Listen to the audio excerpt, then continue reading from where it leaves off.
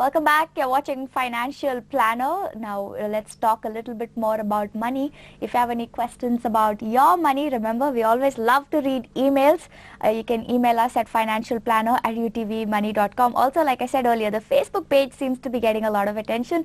Check it out. There's lots of stuff going on over there. You can see clips of the show over there. You can also leave your comments and questions for all of our financial planners.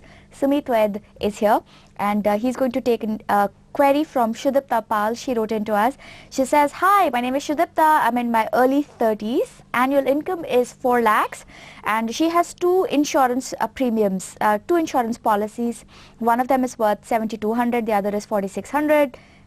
She also has invested 50,000 rupees in PPF. Now her question is, and which is something that a lot of people ask us, is this enough insurance? Do I need to get more insurance? What would you suggest, and where should I sort of look? Also, then she says, can you suggest a mutual fund that is safe and has a high return now? So let's look at these two questions separately. First, let's start with insurance. And Sumit, the question is, how does one pick up insurance? You know, there are lots of people and companies out there peddling insurance to me. So do I pick one with a snazzy advertising campaign that impresses me at the moment and makes me feel insecure enough to say, oh wow, I really need that insurance? Or should there be more calibrated thought into X, Y, and Z factors that go into buying insurance? Yep, I think the last term which you used is spot on for any time when you talk about insurance, which is buying insurance. You know, you have to buy insurance. Please, for God's sake, always remember, do not invest in insurance. You know, these are two separate terms meaning two separate things. So when you go about buying insurance, the basic objective there is to get adequate insurance.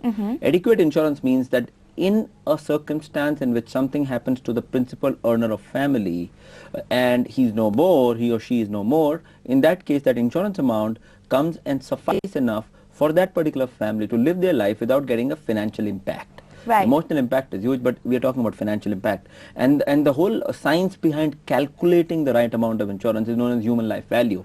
And simply put, human life value is the value of a human being in terms of what is his earning or her earning capabilities, what are the liabilities, what are the expenses, how they are going to articulate their future life. And based on this is a mathematical, calculation which throws a number to you which you require as an individual, as a family, to have that much of insurance for. So to take that point forward, so if I am the only person who's earning money in my family, how do I calculate the human life value? I know that my income is this much. I know that I have a loan that I need to pay off. And I know that, okay, I have this house, which is sort of the only asset that I have. I have maybe a car. So what is my human life value? How do I calculate it back of the envelope? So let's take your income is 6 lakhs. Is that the income in that? Yeah, she has 4 lakhs. She's got 4 lakhs. So let's take her case. 4 lakhs is her income, and she hasn't mentioned about liability. And let's assume she's got a liability of 25 lakh rupees in form of a housing loan. Okay.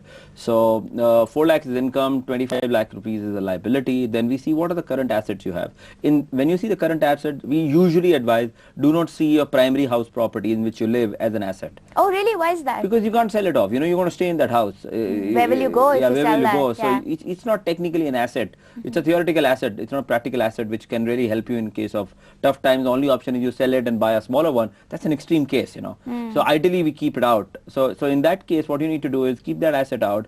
Car is not an asset technically. It's a consumption asset again. So in a very simply put, in this case, 4 lakh plus 25 lakhs, your human life value which needs to get adequately insured is worth 29 lakh rupees. Because, you know, tomorrow if you're not there, you need to repay for the housing loan. That is one. And the second is you need to have enough income for the family to really go and live the life out to be. And we are putting it in a very simplistic manner. Ideally, we should also add the goals which you have.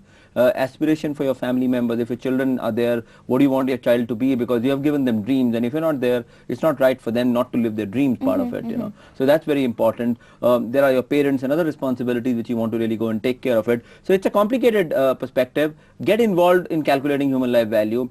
Understand, try and build 2-3 different kind of scenarios. Choose the one which is comfortable to you, and also based on that human life value, go and do research on what is the right product which suits you. There is a perception that insurance is costly. It is wrong. Pure term cover is not at all costly. There are various good online insurance covers which are available, pure term, which are coming out to be very, very cheap. So in this case, if we have to advise, hypothetically, we don't have any human life value, that go and buy an insurance worth 50 lakhs, the range might vary from 8,000 to 12 to 13,000, 14,000. I'm just giving you a broad range because medical condition also matters there itself, but it's not it's not all that costly. Considering what the sort of effects that will come through should something happen to you.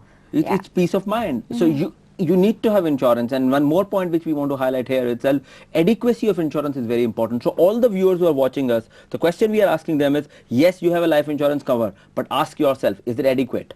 Right. Is it adequate? My own sense, very rarely in India people have adequate insurances. What about different insurance policies? Do I need, for my life insurance especially, is it okay for me to take 2 different premiums?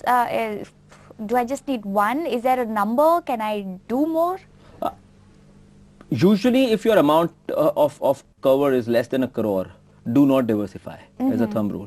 But if you go higher on the amount, you need a cover worth 5 crore rupees, 4 crore rupees, then it's better to have 2, 3 different kind of insurance companies trying to give. One, you get a diversification in customer servicing. The second is most of the insurance companies for higher amount of covers have reinsurance done through various agencies, so that also get diversified. So from that extent you can do that, but up to 1 crore don't worry about it. Okay. Pick a good provider, understand the cost, understand the brand which is there, understand the customer service, and go for it. All right. So basically do your research. Don't blindly pick up insurance. All right. Let's take a quick break. When we come back, we'll learn about the term dividend distribution tax. Let's find out from Sumit what that means after this. Well, thank you for staying with Financial Planner. Let's learn a brand new term for today's show. The term that we are tossing across to our certified financial planner is dividend distribution tax. Sumit, take it on. Okay, first let's spend a minute in understanding what dividend is, because dividend for different instrument means different things. In case of equity, which is direct equity, if you're investing in a company as a business, their dividend means it's one of the means the way company distributes its profit to its shareholders. Okay, in that case, there is a dividend distribution tax of 15%, which is built into the dividend which comes. So dividend in hand of end investor is tax free, but before that, the company deducts 15% and pay it to government in terms of trying to do, follow the tax regime which government is trying to do. So that's direct equity as a dividend distribution tax and dividend. In case of mutual fund, a dividend is not a profit which is getting distributed to you. Dividend is basically the gains which have happened on the unit capital which get distributed out of you.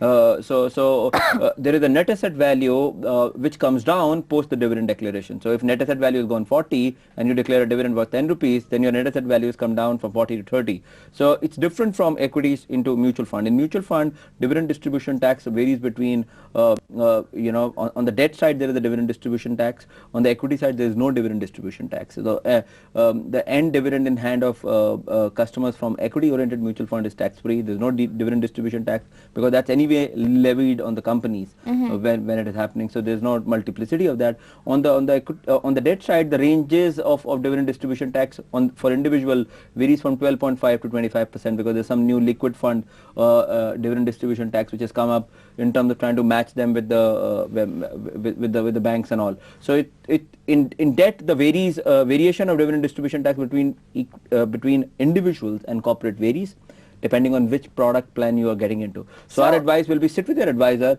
and try and figure out before you choose which option it is there.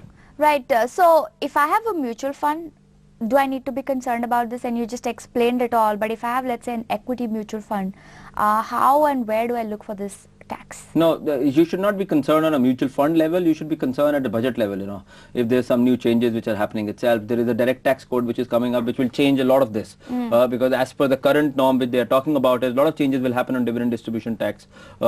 Might be it come on, might be it goes out. There's lack of clarity which we are still waiting for, but definitely at budget level you need to do that. And also whenever you are trying to take a choice between dividend distribution and dividend reinvestment and a growth option, always be aware that dividend has some sort of element of taxation which you can check it up.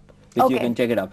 As a thumb rule, we always advise individuals to try and go for the growth option because it really works much better for them over a period of time for compounding. If you have a need for regular income, then there can be structures which can get created for you. Right. Also, before we wrap up the show, we just wanted to touch back upon Shudipta Pal's email query about her insurance and then mutual funds. We got to the insurance, but for the mutual fund, she says, can you suggest a mutual fund that is safe and has a high return now? And Sumit and I were discussing that this is a query that comes in from a lot of our viewers. Sumit, I hear that a lot when I anchor and people call in. They say, hey, do you have, can you name like a fund that will give me, I have 1 year's time frame, I have 10 lakh rupees, I want to invest it in a fund and I want to get maximum returns.